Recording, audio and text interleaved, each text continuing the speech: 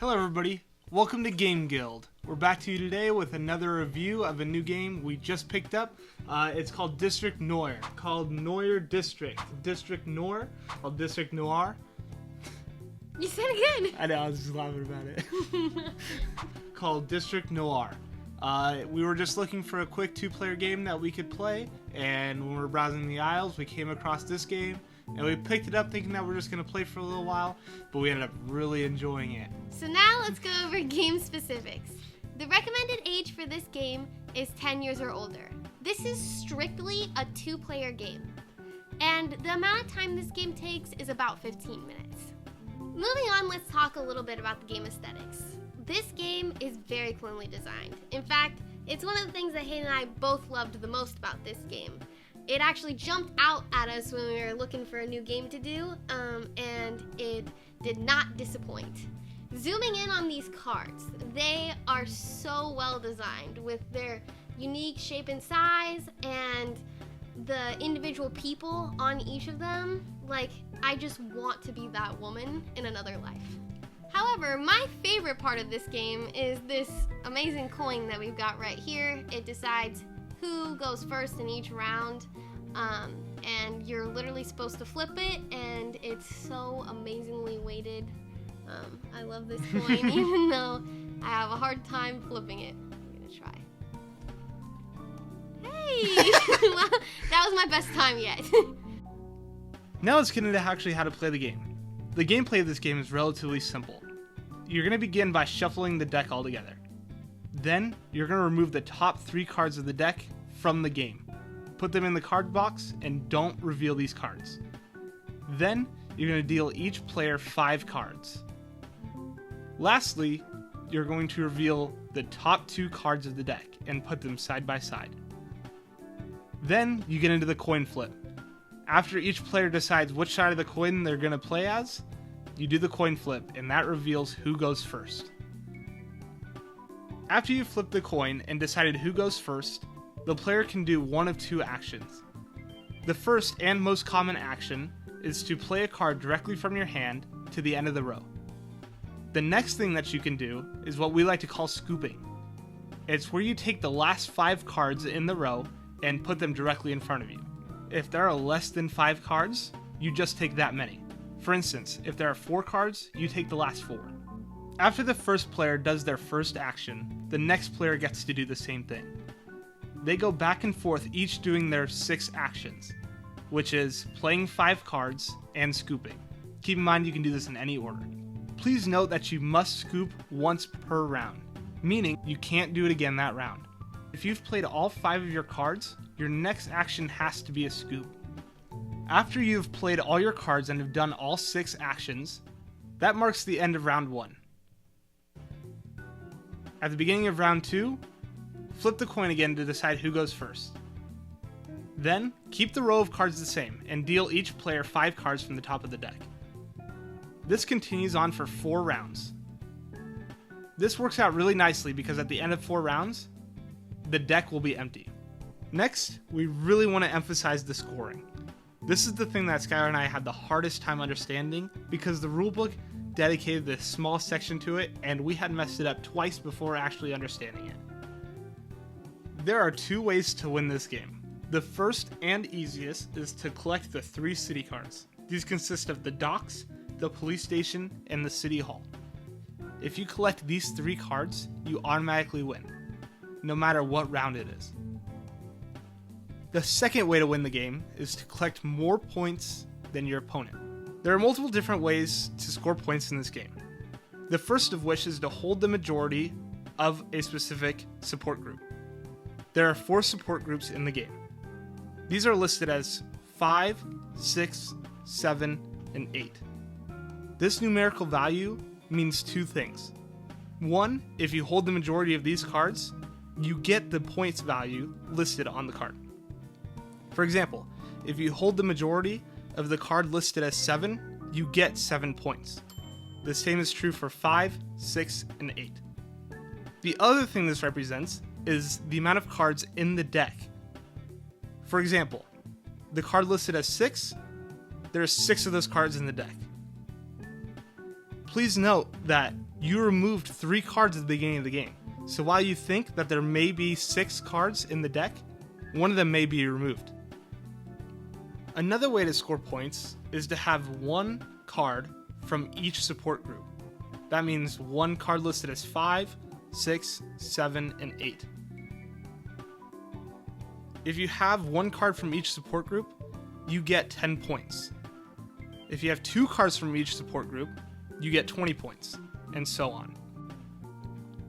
The last factor that impacts scoring is the alliance and betrayal cards.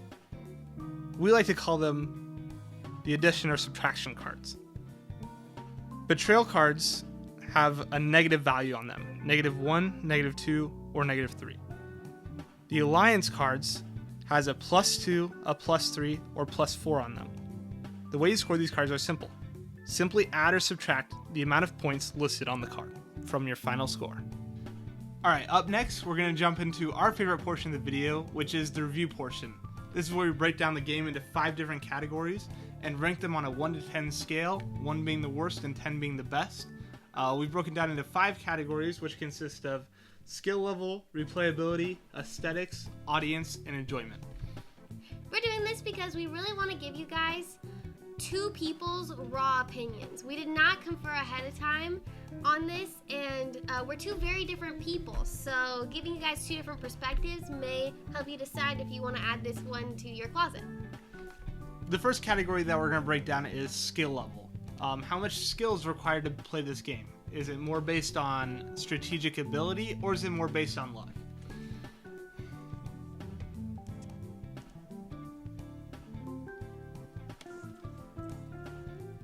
Alright, reveal.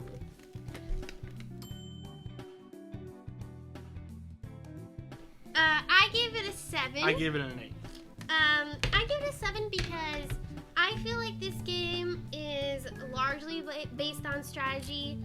A lot of it has to do with assessing probabilities and things like that.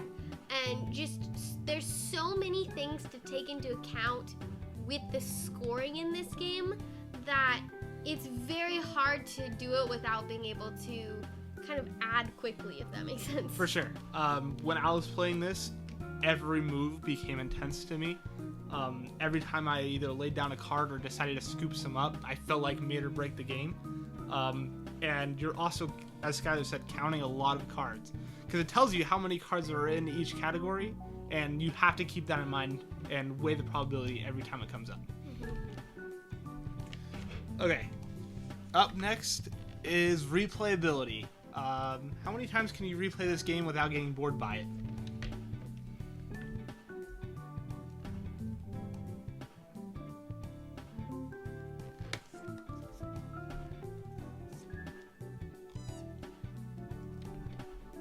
Alright, reveal.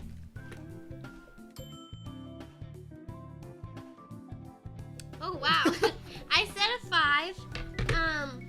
Personally, I feel like though the game changes, and you can kind of get sucked into it and want to play like a few rounds at a time, like in one setting. So it's replayable in that sense. However, I feel like the game plays at least somewhat similarly every time. There are different rules and things that change, but because, you know, you play a lot of games in one sitting, I feel like it will be like I feel like I'll lose interest over time maybe a little bit. You know, it's not one of those games that like everything is different, you know, like each time you play. There's some kind of similar things that happen. Yeah, I can see that a little bit, but for me mostly, I enjoy the pacing of it probably the most. I think the game length is the perfect length to get me to want to play another game over and over again, almost in an addictive sense that makes me just want to keep on playing. It's like kind of trying to solve a math equation. I think Yeah. that like keep trying to like sure. solve it. Up next is aesthetics. How nice does the game look when it's in your closet, when it's on your game table? How nice do the artists do? Stuff like that.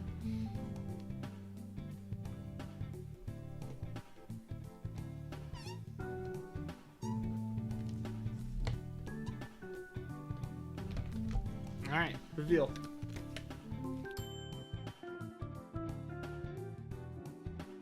Okay, we're really close there. Here comes Skylar with another 8.5. I don't know. There's just something that there needs to be a middle number between 8 and 9.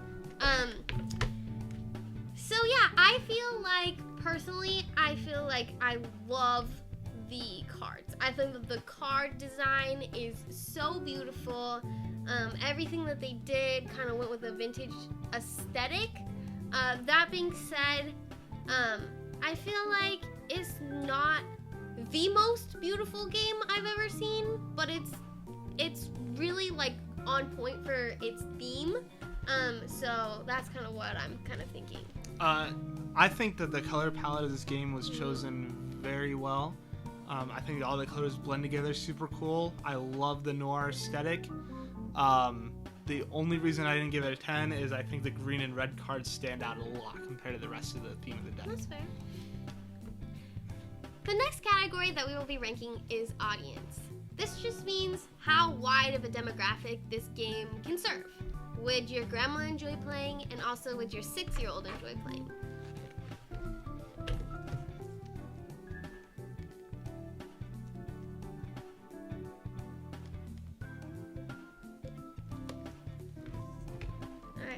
Alright, reveal. Okay, we're really close this time. So I gave it a 3. I feel like this game is for people that like to do math and find a lot of interest in probabilities. That's one thing where Hayden and I both kind of line up. We really like doing calculations and probabilities and stuff, and so I can see this really appealing to both of us. However, that is an area where we're very similar, and I feel like there's a lot of people that are different than us that don't want to use their brain a lot, or, are more social players, so that's kind of how I feel. Yeah, if you're looking for a game to just relax, to where you don't have to think, this is not the game for you. During this game, I was thinking about every action and calculating every move, and I really enjoy that, and I imagine that not a lot of people enjoy that, and so that's why I ranked it so low. Next up is enjoyment, just how fun we both found this game.